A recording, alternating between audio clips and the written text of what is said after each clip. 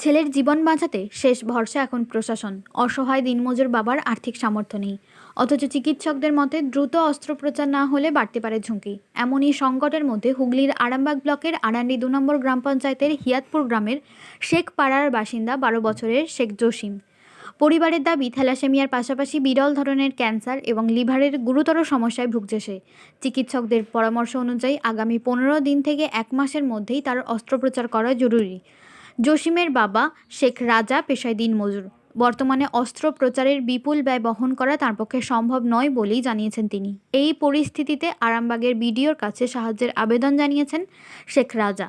পাশাপাশি রাজ্য সরকারের কাছেও আর্থিক সহায়তার আবেদন করেছেন তিনি। মুখ্যমন্ত্রী সহ আরামবাগ মহকুমার ৪ জন বিধায়কের দৃষ্টি আকর্ষণ করে ছেলের চিকিৎসার জন্য প্রয়োজনীয় সহযোগিতা কামনা করেছেন। আমি এসেছি, আমার ছেলে একটা অসুস্থ, এই 12 বছর 4 মাস।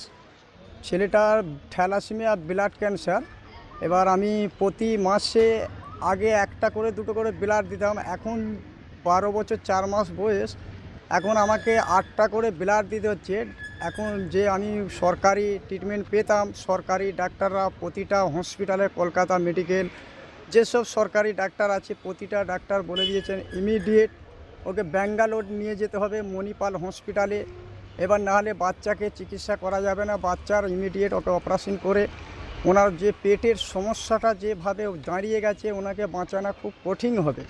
15 থেকে 1 মাসের মধ্যে ওনাকে যদি ভর্তি করতে পারেন ভালো, নাহলে ডাক্তারবাবুরা বলেছেন যে কোনো মুহূর্তে উনি ডেড হয়ে যাবে।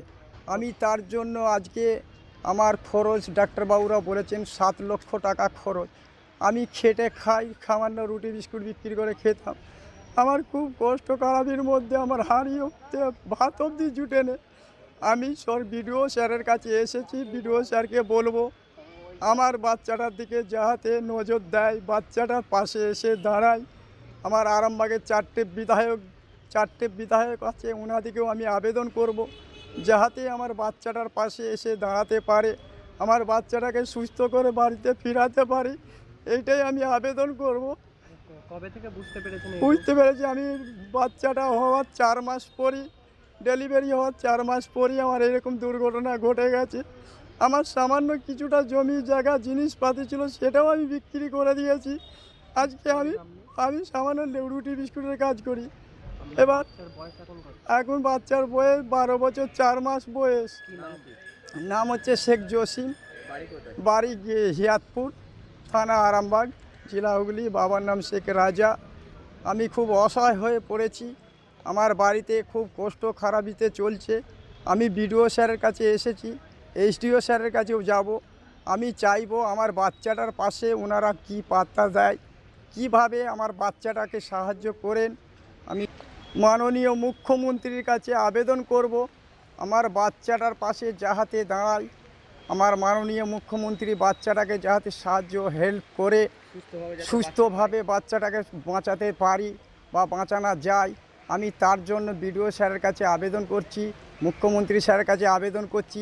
4টে বিধায়ক যিনারা আছেন, আমার হিমন্ত বাগ মশাই, ওনাকেও আবেদন করছি আমার খবরটা যেন তিনারা দেখেন বা আমার পাশে যে দাঁড়ায় আমার বাচ্চাটাকে, নাহলে আমি বাঁচাতে পারবো না।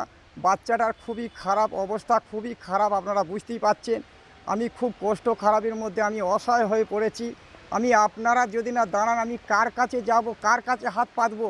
আপনাদের কাছে দুটো আমার অনুদানের জন্যে আপনাদের কাছে বিশেষ করে অনুরোধ করছি, আপনাদের পায়ে ধরছি, আপনাদের হাতে ধরছি, আপনারা আমার পাশে এসে দাঁড়ান। নিউনুর সোফা সেন্টার, এখানে সমস্ত রকম সোফা পাইকারি ও রিটেলে বিক্রয় করা হয়। সমস্ত সোফা নিজস্ব কারখানায় তৈরি করা হয়। প্রোপাইটার হানিফ হোসেন খাঁ ও রুহুল হোসেন খাঁ, বড়ডোঙ্গল হাটতলা সিনেমা হলের সন্নিকটে, হুগলি।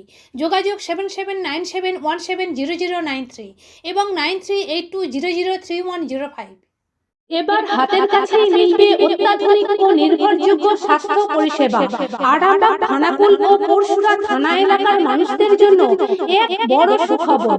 খানাকুলের সেকেন্দারপুরে গড়ে উঠেছে একটি আধুনিক ও সুসজ্জিত nursing home, Lifeline health care. Director Sanjay Palu. এই নার্সিং হোমে রয়েছে 24 ঘন্টা রোগী দেখানোর ও ভর্তি করার সুব্যবস্থা। সঙ্গে রয়েছে বিনামূল্যে অ্যাম্বুলেন্স পরিষেবা, অভিজ্ঞ পরিষেবা ও যত্নশীল ব্যবস্থাপনা গবেষণায় আপনার সুস্থতার নির্ভরযোগ্য ঠিকানা লাইফলাইন হেলথ কেয়ার। যোগাযোগ 9735481158 7432984404।